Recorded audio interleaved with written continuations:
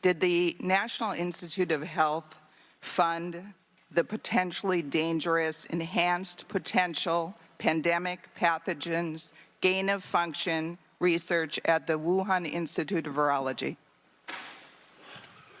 I would not characterize it the way you did.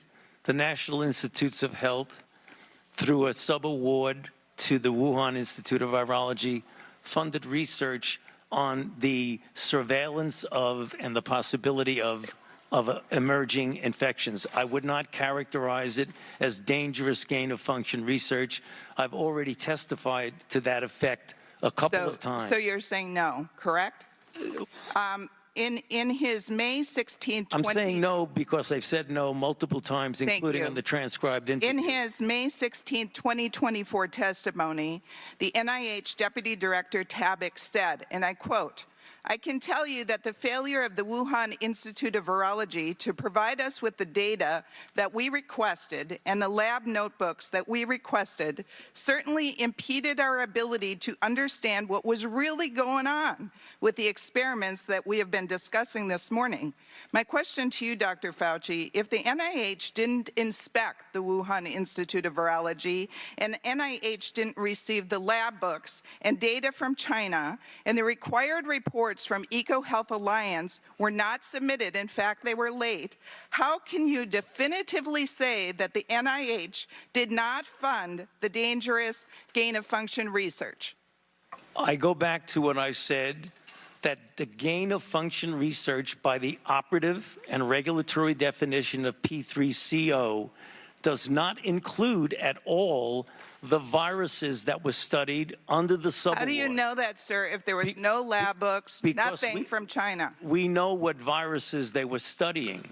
How? How do you know? You never went there. I'm telling you that the NIH funded research on these viruses. If someone else somewhere in China was doing something else. Well, and that's the problem, because NIH didn't go there. You didn't get the reports that were needed. How in the world would you know? I'm going to go on to the next question. And you're not hearing what I'm saying. Dr. Morenz, your senior advisor for over 20 years, said in an email dated February 24th, 2021, "I learned from your FOIA lady here now how to make emails disappeared when I am FOIA'd, but before the search starts, so I think we are all safe. Plus, I deleted most of these earlier emails after sending them to Gmail." In another email dated 4/21/21, Dr. Morenz said, "I forgot to say, there is no worry about FOIAs. I can either send stuff to Tony," meaning you, "on his private email or hand it to him at work or at his house. He is too smart to let colleagues send him stuff that could cause trouble."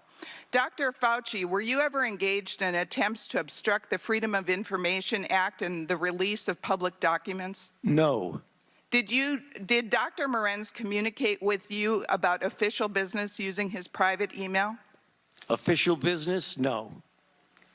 Did you ever encourage Dr. Morenz to use his private email address for official business? No. My next question, sir, is on February 1st, 2020, yourself, Dr. Fauci, the NIH Director Collins, and at least 11 other scientists were on a conference call to discuss the origins of COVID. A number of the scientists said that they were concerned that COVID was the result of a lab leak at the Wuhan Institute of Virology, and were concerned that a revelation of the lab leak theory would hurt their relationship with China. The CDC Director Redfield testified that he was not invited on this conference call, and he believes because he believed the lab leak theory was possible. 3 days later, on February 4th, 2020, 4 participants on the conference call authored a paper, Proximal Origin, which was sent to you for editing. Proximal Origin pushed the natural origin theory. On April 16, 2020, the NIH Director, Dr. Collins, emailed you expressing dismay that the Nature Medicine article, which was based on proximal origin, didn't suppress the lab leak theory and asked you for more public pressure to suppress the lab leak theory. The very next day, in response to Dr. Cohen's request to suppress the lab leak theory, you cited the Nature Medicine article, which discounted the lab leak theory from the White House podium. My question to you, sir, did you cite this article at the White House because the NIH director asked you to suppress the lab leak theory?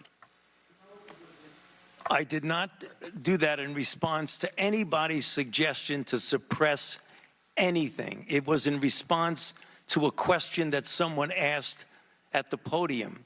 And I did not edit any paper as shown in my official testimony. So you said about 4 or 5 things, Congressman, that were just not true. Well, we have emails